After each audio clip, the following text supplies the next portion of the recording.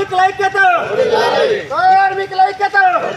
Engineering కార్మికులకు సంక్షేమ పథకాలు, ఇంజనీరింగ్ కార్మికులకు సంక్షేమ పథకాలు, ఇంజనీరింగ్ కార్మికులకు సమాన పనికి సమాన వేతనం, ఇంజనీరింగ్ కార్మికులకు తల్లికి వందనం పథకం, ఇంజనీరింగ్ కార్మికులకు సమాన పనికి సమాన వేతనం, ఇంజనీరింగ్ కార్మికులకు సుప్రీంకోర్టు తీర్పు ప్రకారం కనీస వేతనం 26,000 రూపాయలు, ఇంజనీరింగ్ కార్మికుల పట్ల కేంద్ర రాష్ట్ర ప్రభుత్వాల నిర్లక్ష్య వైఖరి.